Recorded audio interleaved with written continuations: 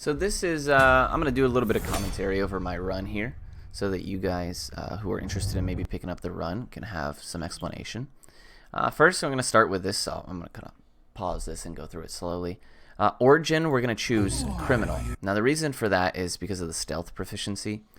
There's not any background currently that gives you investigation proficiency, which is the only thing we actually need.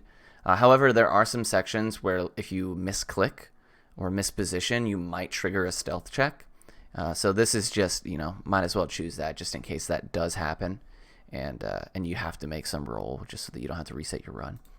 Now the race, you absolutely have to be Githyanki.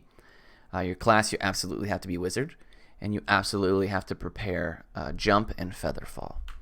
Now the reason that we have to be Gith is because they are currently the only class in early access, or I'm sorry, the current race in early access that allow you to have 17 strength at level 1.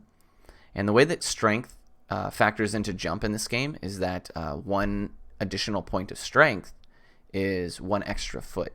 Now when we cast the Jump spell, that triples our jumping distance. So as a result, 1 extra strength score ends up turning into 3 extra feet, which really adds up over the course of the run. You could probably do it with 16 or whatever, but you would be at a disadvantage. Now we do choose Investigation here as a proficiency.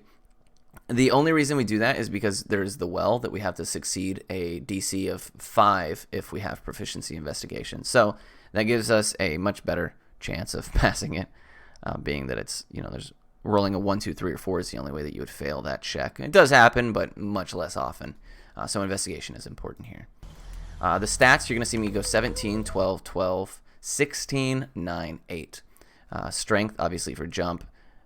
Dex and Constitution don't really matter. Intelligence, 16. That lends itself to our Investigation.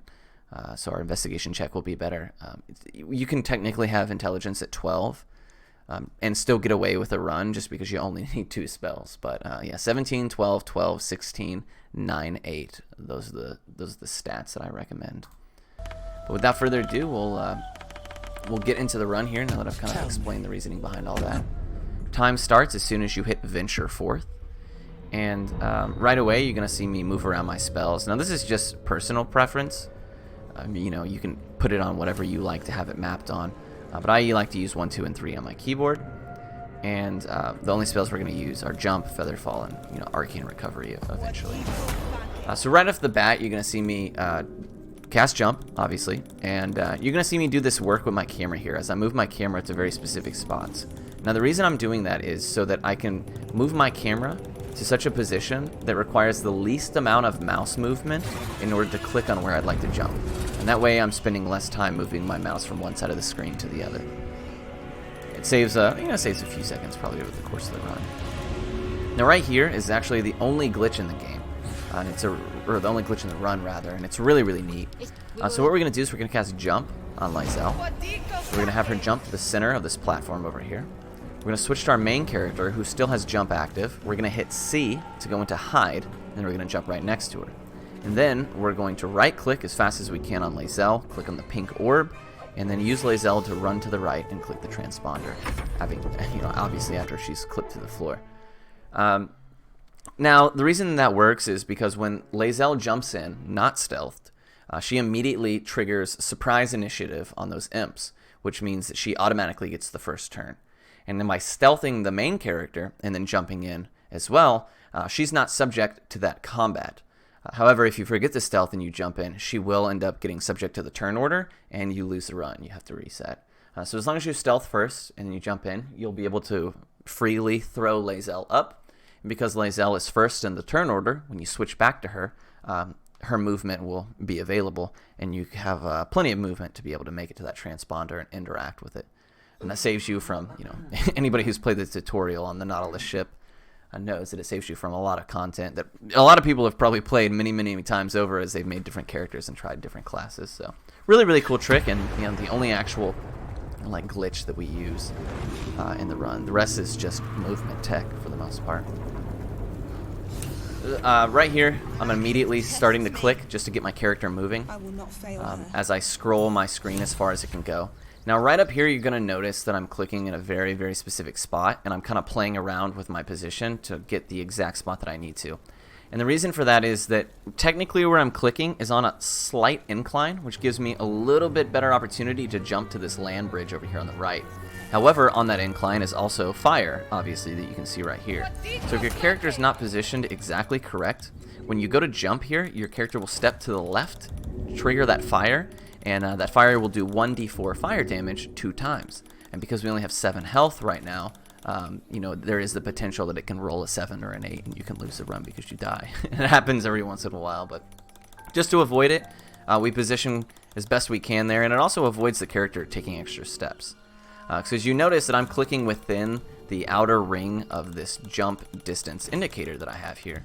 Anytime that you click outside of that, which you're going to see me do right here, you're going to actually prompt the character to take a couple extra steps before doing that jump, just to make up the discrepancy in distance that's there. We try to avoid that the best we can, just because your character walking is significantly slower than your character jumping. So right here, as long as we jump as close as we can to those rocks along the left side, the character won't go prone and lose a few seconds as you wait for her to get back up. Now here, my jump eventually runs out, so you'll see me wait for my character to land, mash the jump key, recast the spell, and get back to hopping. Now up here at this gate, if you're familiar with this game, as soon as you enter the Blighted Village, you have to make a check. So I click in a very specific spot there, I go back into stealth, and then I jump twice to reach the well without being spotted and without having to make any checks or see any cutscenes. Now, if you see the red, like a field of vision indicator on the ground, that means you know you're going to get spotted. So that's kind of a good way to tell whether or not you stepped in a bad spot. So as soon as we get into the well, we immediately jump. After the first jump, we stealth again. You can see I screwed it up here. I had to hit it twice. And you jump just right outside of that red field of vision there, so we don't have to make any stealth checks. And if you jump to this position here behind where this rock is, this kind of rock formation, you're free to cast Arcane Recovery, jump, and Featherfall without being spotted by anything. Now, it's very, very, very important that when you do jump right here into this hole, you pay attention to where your character's movement is going to be. Because if you step on one of those webs as you attempt to jump down, you'll have to make a stealth check, and if you fail it, you'll be stuck to that web there and trigger initiative. Basically, the run is dead. One cool thing about this area in the Underdark here is that you can actually jump a lot further for some reason than the indicator for a jump will let you believe that you can. So as you can see there, I'm jumping much further away than that outer ring of that circle. And I think it has something to do with like the elevation differences because we're jumping from so much higher up. But right here on this jump specifically, you're going to see as I wait for my character to land, and then I'm going to go back into hide so that when I land on this lower platform where the skiff is, the NPCs won't have spawned. If you don't stealth, the NPCs will be there, and you'll have to have a little dialogue with one of them that's guarding the skiff. But doing it this way allows us to enter the skiff without ever having seen the NPCs. Then we mash spacebar and 1 as fast as we can, and which is the default option for the Illithid roll, which is guaranteed success. And we didn't have to use the Illithid check when we entered the Blighted Village, so you know we're safe to use it here. And then with that, guaranteed success, we stop the time as soon as the dialogue has ended with the with that NPC there, and we see this scene. It's a super fun run. It's come a long way.